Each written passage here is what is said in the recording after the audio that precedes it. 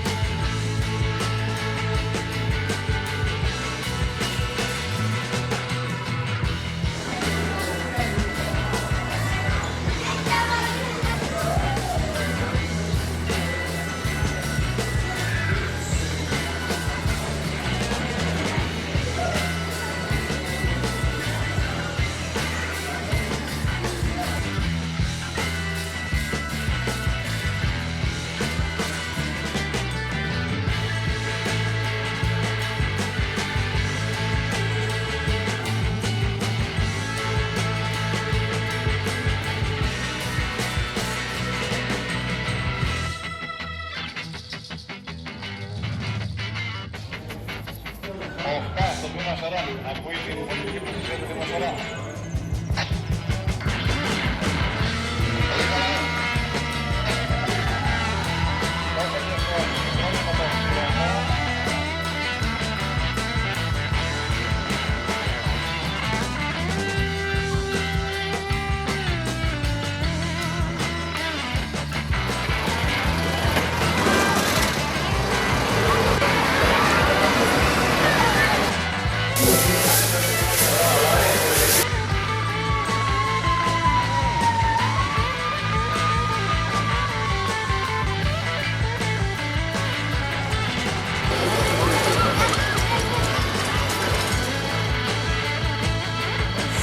Από τη Βερόνη για να πασχαλιστεί σκανδάλι.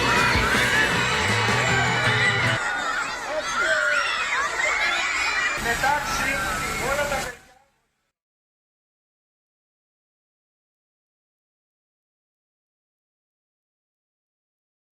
Στο σχολείο και δυστυχώς μαζί με το σεισμό, για να είμαστε Η κυριαρχιστές, μερίδα που συμβαίνουν κι οργανώνουμε άλλα. σήμερα έχει σκοπό την ενημέρωση των στελεχών εκπαίδευσης, του μαθητικού δυναμικού και των γονέων και όλου γενικά του κόσμου που εμπλέκεται σε αυτή τη διαδικασία. Το οποίο είναι και το πιο σημαντικό, νομίζω ότι είχε μεγάλη επιτυχία. Το σενάριο εκτελέστηκε με απόλυτη ακρίβεια. Με σκοπό μαθητές του Δημοτικού να μάθουν πώς να προστατεύονται από σεισμό. Είναι σημαντικό να γίνουν τέτοιες ασκήσεις και μάλιστα σε συγκρότημα σχολικών μονάδων. Γιατί όπως βλέπετε εδώ πέρα υπάρχουν 2 νηπιαγωγεία και 2 δημοτικά σας σχολεία. εξήγησα ότι θέλουμε να μάθουν ότι όπου κι αν βρίσκονται κάποια τέτοια δύσκολη στιγμή, έχοντας ένα φορητό ασύρματο, έχοντας μία ασύρματη συσκευή, εμείς είμαστε εις θέση να τους έγινε ακούσουμε. σεισμός, με ειδοποίησαν μέσω φορητών ασυρμάτων ελεύθερης χρήσης το σχολείο και εγώ με τη σειρά μου τους άκουσα και μετά σε μια άλλη συχνότητα κάλεσα όλους τους φορείς άμεσα. Τη συλλογή που έχω εδώ, έχω μεγάλη συλλογή, έφερε κάποια δείγματα εδώ για να δουν τα παιδιά παλιές συσκευές. Το κομμάτι της επίδειξης των πρώτων βοηθειών με τους εκπαιδευμένους εθελοντές που διαθέτουμε, καθώς εμείς από την ομάδα μας συνδράμουμε παρουσιάζοντας τα μηχανήματά μας, τον εξοπλισμό μας. Συντονισμό αλλά και την μελέτη της άσκησης έκανε ο κύριος Ιωάννης Ευστραθιάδης, δικηγόρος αλλά και εκπαιδευτικός της δευτεροβάθμιας εκπαίδευσης, όπως επίσης και μέλος του Συλλόγου Εφέδρων Αξιωματικών Σερών.